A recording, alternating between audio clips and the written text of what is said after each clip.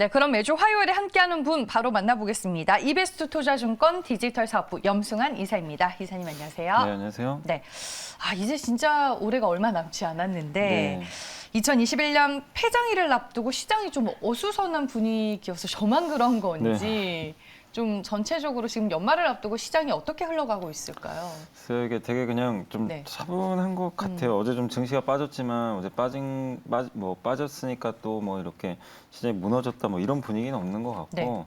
시장에 어떤 이제 강력한 지금 매수 주체도 없는 것 같고요. 지금 기관 투자들이 사긴 하는데 대부분 이제 프로그램 매수라고 보시면 좋겠습니다. 배당을 노린 개인 투자분들은 또 대주주 양도성 회피 물량을 계속 지금 내놓고 있는 것 같아요. 그래서 어제도 좀 상당히 공격적으로 좀 매도를 하는데, 근데 사실 이런 부분은 또 이제 배당납부터는 또 바뀌게 되니까 일시적인 좀 매물이 아닐까 이렇게 좀 생각을 하고 있고, 좀 다만 안타까운 건 이게 증시가 한 단계 더 레벨업을 하기 위해서는 그 반도체 말고 다른 업종들이 좀 뒤를 좀 받쳐줘야 되거든요. 근데 그게 조금 부족한 건 사실이에요. 지금 그러니까 기존의 뭐 메타버스라든가 게임이라든가 이런 섹터들이 시장을 뭐 주도하다가 또 최근 2차 전지까지도 주도하다가 최근엔 좀 이제 힘이 많이 빠져 있잖아요. 네. 그래서 그 뒤를 이제 반도체, OLED, 뭐 스마트폰 섹터, 이 세 개 섹터 이제 한마디로 다 IT죠. IT 하드웨어가 바톤 터치를 정확하게 잘해줬어요. 근데 그 후에 뭐 자동차라든가 아니면 제약바이오, 뭐 철강조선 같은 이제 이런 경기 민감주가 뒤를 딱 받쳐줘야 되는데 이쪽이 좀 아직까지 힘을 받지 못하고 있는 것 같아요. 그래서 우리나라 같은 경우는 증시가 조금 아직은 그 위로 좀 레벨업 되지 못한 상태에서 그냥 3천선에서 머무는 그런 환경들이 계속 나오고 있고, 또 중소형주 같은 경우도 개인들의 비중이 크다 보니까 어차피 이제 연말에 대주주 양도차익과세 나오니까 적극적이진 않아요, 사람들이. 그래서 아마 오늘까지도 증시는 조금 뭐 미국은 좀 올랐다 하더라도 네.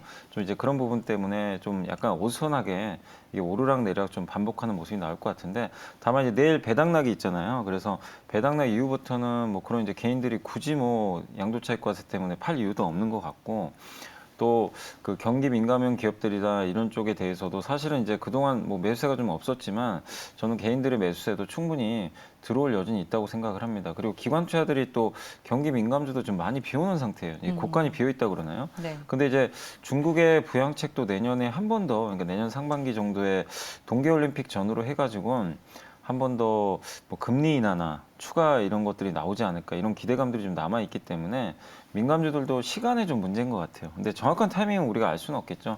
그렇지만 그런 쪽으로도 한번 훈풍이 불 수 있기 때문에 저는 한 1월까지는, 그러니까 1월 말에 이제 LG에너지 솔루션 상장이 좀 변수긴 하거든요. 그래서 1월 중순까지는 좀 긍정적인 어떤 시장이 좀 펼쳐지지 않을까 그렇게 보고 있기 때문에 결국엔 뭐 우리나라만의 좀 특수한 그 효과 때문에 뭐 보통 12월 말까지는 굉장히 거래 대금도 없고 지지부진하지만 이게 끝나면 항상 올랐다는 그런 그 경험들이 좀 있기 때문에 이번에도 한번 그 1월, 그러니까 뭐 배당락 이후부터의 좀 강세는 좀 한번 기대를 해봐도 되지 않을까 이렇게 보고 있습니다. 뭐 연말에는 휴가도 다들 네. 업계에서는 많이 가시는 것 같더라고요. 전체적으로 이제 한산한 분위기가 나타나고 있는데 개인 투자자분들이 양도세 회피를 위해서 지금 매도하고 있는 물량을 또 상대적으로 외국인과 기관은 좀 싼 가격에 좀 저렴하게 담는 거 아닌가 이런 생각도 한편으로는 들긴 해요. 그러니까 뭐 담아간다는 것 좀 그런데 보통 이제 이게 계절성인데요. 12월 그 옵션 만기일 있잖아요. 선물 네. 옵션 만기일 이후부터는 항상 그 금융 투자는 계속 삽니다.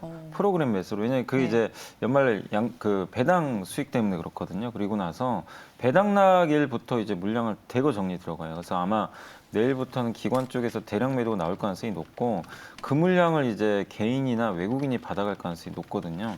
그래서 결국에 이제 수급성으로는 약간의 좀 체인지, 그러니까 약간 바뀌는, 지금은 개인만 팔고 있잖아요. 그런 변화가 좀 예상이 되는데 결국엔 이런 상황에서 제일 중요한 건 제가 봤을 때 외국인이에요. 외국인이 이끌어줘야 되는데 그동안 외국인들이 어떻게 보면은 그 반도체 일변도로만 계속 지금 순매수를 했는데 외국인들의 시각이 반도체뿐만 아니라 이제 최근에 약간 자동차 쪽으로 좀 접근을 하는 것은 보이는데 공격적이진 않아요. 근데 이제 반도체, 삼성전자, 하이닉스 말고 뭐 현대차라든가 아니면 뭐 포스코라든가 네. 아니면 KB금융 같은 이런 이제 민감주 쪽으로도 외국인들의 자금이 집행이 되는지 이 부분을 여러분들이 좀 관찰을 하셔야 될 것 같습니다. 그렇게 되면 증시가 또 한 단계 분명히 레벨업 될 수 있는 것 같거든요. 그래서 지금 보실 거는 결국 저는 이제 수급적으로는 외국인들이 여전히 좀 키포인트를 쥐고 있다. 근데 그러기 위해서는 좀 환율이 떨어져야 되는데 아직까지 원달러 환율이 1180원대에서 지금 머물고 있어서 환율 변수가 좀 이게 그러니까 환율이 1180원 밑으로 내려간다거나 그런 모습이 나올 때 좀 적극적으로 들어올 것 같기 때문에 지금의 어떤 이제 오늘도 1186원 정도에서 끝난 것 같더라고요. 그래서 환율도 한번 여러분들이 좀 어느 시점에서 꺾이는지 한번 좀 잘 체크해 볼 필요는 있는 것 같습니다. 네. 그럼 이제 연말 이벤트가 다 끝나고 2022년 1월이 되면은 1월 효과를 우리가 또 누릴 수 있는 건지, 그리고 이 1월 효과라는 게 개인 투자자분들을 중심으로 매수세가 다시 돌아오게 되면은 코스닥이 상대적으로 또 더 강하게 되는 건지 궁금하네요. 네, 항상 네. 이건 반복됐어요. 지난 몇 년간 1월 초에 항상 강했습니다. 네. 코스닥이. 그래서 코스닥 같은 경우 이제 배당락 이제 전과 후로 좀 나눌 수가 있는데 전까지는 좀 약해요. 근데 배당락일부터 해가지고 한 애널리스트가 그 조사한 게 있더라고요. 한 달 정도 이렇게 지났더니 배당락 후부터 코스닥의 그 성과가 훨씬 좋았다고 합니다. 그동안. 그게 왜 그러냐면은 이 대형주들, 코스피 대형주들은요, 뭐 개인 투자자들이 뭐 판다고 해서 주가가 뭐 그렇게 크게 빠지거나 그러지는 않는데 워낙 시총이 크니까. 근데 중소형주들 같은 경우도 보면요, 요즘에 갑자기 중간중간에 한 번씩 아무 이유도 없이 주가가 급락하는 경우가 있어요. 거리도 없는데. 그게 왜냐면 이제 양도세 회피 물량이 좀 나오는 거거든요. 그런 매물들이 좀 나오는데 그거는 회사가 나빠서 파는 게 아니잖아요. 약간 이제 세금 회피성으로 팔다 보니까 배당락일부터는 이제 굳이 내가 이제 대주주 명부에 등록이 안 되거든요. 그러다 보니까 오히려 이제 재매수를 하는 경우들이 많이 발생해서 배당락부터 보통 이제 한 달 정도는 강세를 보이는 경우들이 많습니다. 물론 이게 평균 법칙이기 때문에 이번에도 그렇다는 건 아니지만 과거 한 몇 년간은 계속 흐름들이 나왔던 것 같고 요즘에 이제 많이 알려졌죠. 사실은 이제 이 전략은 한 2, 3년 전부터 많이 알려졌는데 그 오늘이죠. 오늘 종가의 코덱스 150, 그 코덱스 뭐죠? 그 코스닥 150 레버리지를 사서 다음 날 이제 그 수익을 실현하는 그런 전략이 지난 몇 년 전부터 이제 나온 게 그래요? 있는데 네. 작년에도 맞았어요. 그러니까 보통 평균적으로 작년에 몇 퍼센트 한 5, 6% 수익 났던 것 같아요. 왜냐하면 그게 왜 그 전략이 통하냐면요. 양도 차익 과세 그 물량 회피 때문에 코스닥이 계속 좀 흔들려요. 상대적으로 코스피보다는. 근데 다음 날 이제 그 배당락이 있잖아요. 배당락에서는 코스피가 좀 빠집니다. 왜냐하면 코스피가 배당을 많이 주니까. 근데 코스닥은 성장주가 많아서 배당락이 별로 없어요. 그래서 다음 날부터 미리 팔았던 이제 대주주 양도차익과세 그 회피 물량들이 역으로 이제 매수가 들어오기 시작합니다. 그래서 보통 코스닥이 그 배당락이라는 급등하는 경우가 되게 많았어요. 딱 제가 한 5, 6년 관찰해 봤는데 2018년도만 그 배당락일에 코스닥이 그 마이너스 난 적이 있어요. 그것도 마이너스 0. 몇 %밖에 안 돼서 그래서 올해가 좀 마지막이 되지 않을까 이 생각을 하는 게 왜냐하면 이제 내후년부터는 전면 연도 차익 과세라서 네.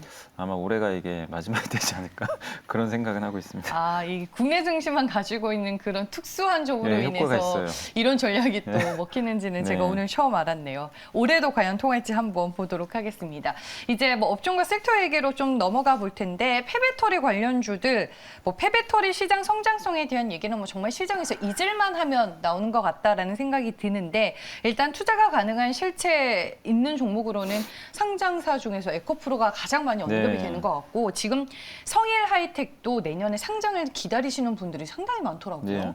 그러니까 이게 폐배터리 시장 커질 수밖에 없고 사실 네. 거기 들어가는 뭐 여러 가지 양극재라든가 이런 다양한 소재들을 버리긴 되게 아깝잖아요. 그리고 배터리를 또 다시 재사용할 수도 있는 거고. 그러니까 예를 들면은 폐배터리가 이제 두 가지라고 하더라고요. 그러니까 재활용이 있고 재사용이 있는데 재활용 같은 경우는 어쨌든 이제 그 배터리를 이제 분해를 해가지고 거기에 있는 뭐 여러 가지 뭐 리튬도 있을 것 같고 그다음에 뭐 니켈 이런 것들 다 분리하는 건데 예전에 일론 머스크도 그 얘기를 했거든요. 우리 배터리를 다 분해를 하면 엄청난 니켈 공장을 만들 수도 있다. 네. 그래서 이게 니켈 가격도 엄청 오르고 하다 보니까 이 나중에 지금은 그렇게 규모가 크진 않죠. 아직 뭐 전기차 그렇게 많이 팔린 건 아니니까. 근데 3, 4년 후에는 이 폐배터리 시장을 어떻게 활용할지가 정말 중요해지거든요. 그 자원이라는 게 영원하진 또 않다 보니까 결국 이제 리사이클 해야 되거든요. 그런 면에서 이 시장 자체는 커질 수밖에 없고, 그리고 이제 재사용이죠. 이 기존의 배터리가 조금 이제 그 전기차 쪽에 좀 쓰기 좀 어렵다면은 그걸 좀 개조를 해가지고 뭐 ESS라든가 뭐 대용량 저장 장치죠, 태양광이나 이런 데로 또 재사용할 수 있는 그런 비즈니스 모델이 계속해서 만들어지고 있기 때문에 긍정적인데, 많은 분들이 요새 LFP 배터리 또 얘기 많이 하시잖아요. LFP 배터리의 최대 단점이 이게 좀 공정상의 그런 부분이 좀 있다. 공정상 되게 간단하긴 한데 배터리 분해가 되게 어렵다고 하더라고요. 그래서 재활용이 좀 어렵고, 우리 한국이 주로 만드는 NCM 배터리는 재활용이 되게 좀 용이하기 때문에 그런 면에서도 좀 NCM 배터리의 가치가 전 충분히 올라갈 수 있다고 좀 생각을 하고 있거든요. 그래서 이 폐배터리 시장 앞으로 굉장히 커질 수 있고, 한국에서도 많은 기업들이 지금 준비하고 있고, 대표적인 게 그 에코프로 CNG라는 이제 그 회사죠.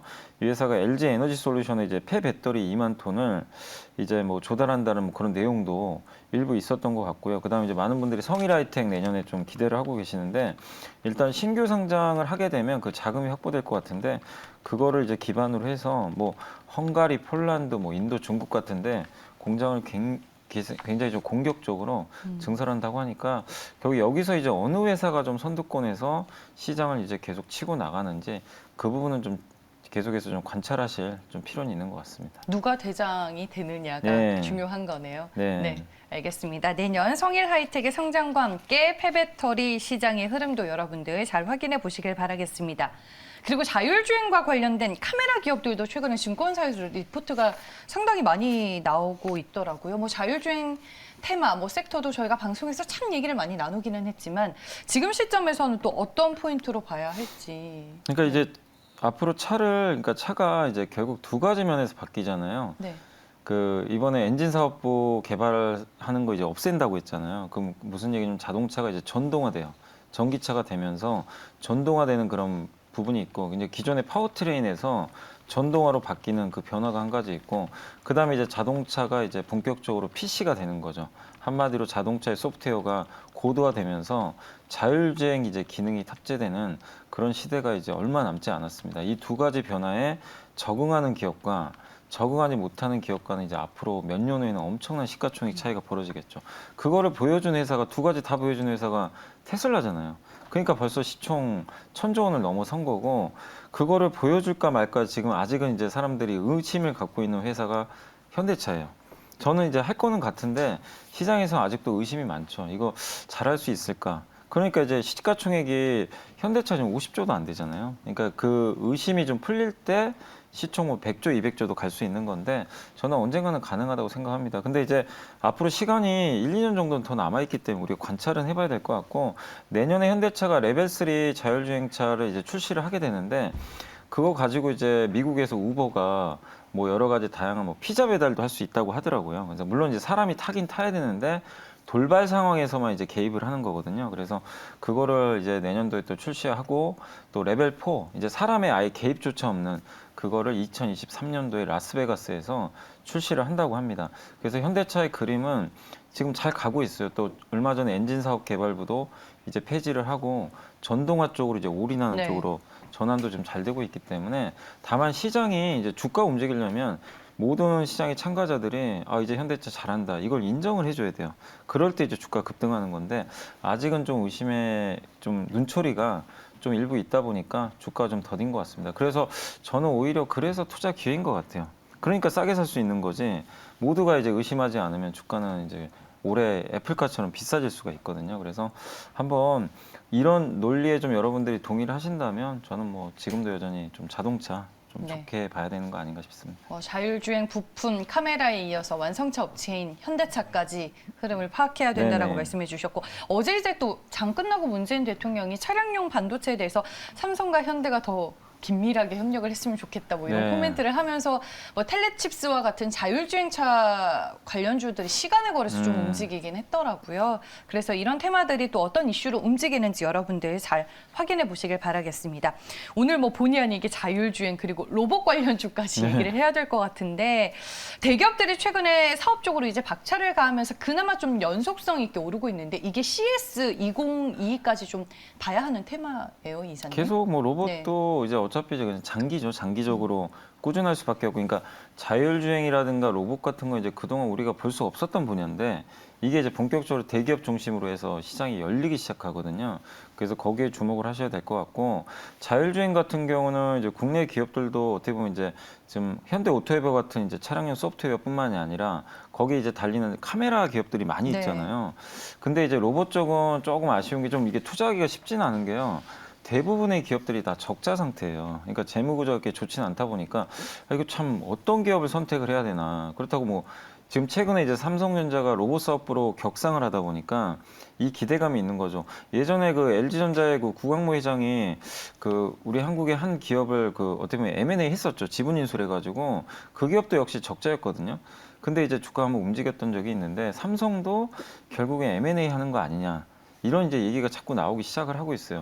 근데 이것도 아직은 모르는 게 뭐 외국 업체를 할 수도 있는 거고 한국 업체만 한다는 그런 보장은 없는데 주가는 할 것처럼 이제 주가 엄청나게 좀 최근에 많이 올랐습니다. 그래서 여러분들이 반드시 옥석을 좀 잘 가리셔야 될 것 같고, 저는 그래도 좀 현실적으로는 산업용 로봇 관련주들 보시는 게 좀 좋은 것 같아요. 그러니까 뭐냐면은 우리가 로봇 하면 종류가 되게 많잖아요. 네. 항상 우리 떠오르는 건 이제 일본이 잘하는 그 휴머노이드 같은 거.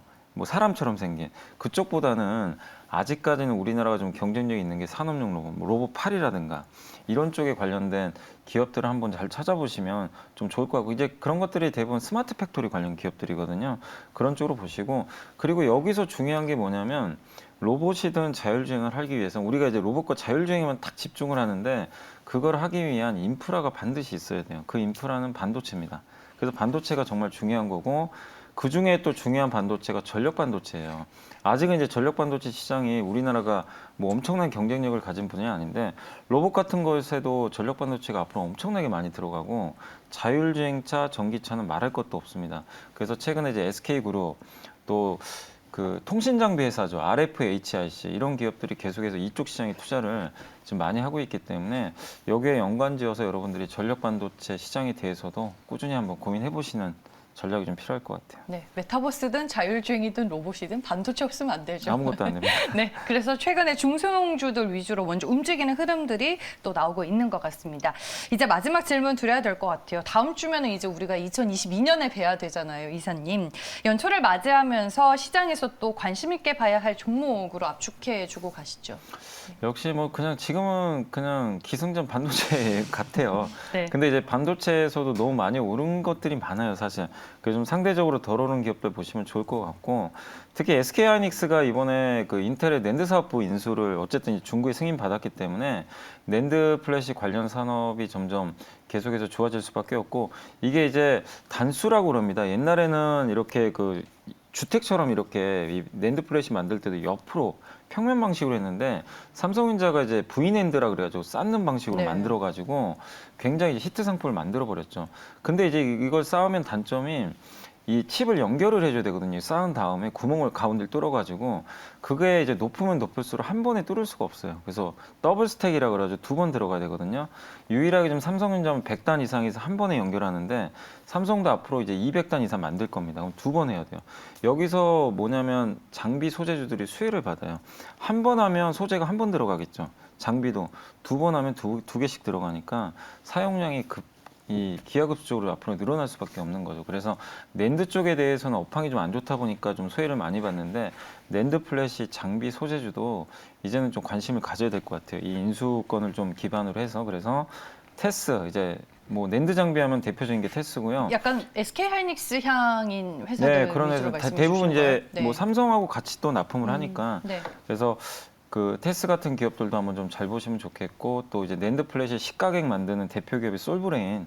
근데 이 기업들이 주가가 사실 상대적으로 많이 못 올랐습니다. 그래서 이런 쪽도 한번 포커스를 맞춰본. 지금 너무 이제 반도체도 다들 메모리나 그러니까 D램하고 파운드에 다 집중이 돼 있어요. 그래서 이쪽도 한번 체크해 보시면 좋을 것 같습니다. 네, 알겠습니다. 관심 종목으로 테스와 솔브레인까지 언급을 해주셨고요. 염승환의 담대한 예측은 여기에서 끝내겠습니다. 이베스트 투자증권 디지털 사업부 염승환 이사와 함께했습니다. 고맙습니다. 네, 감사합니다.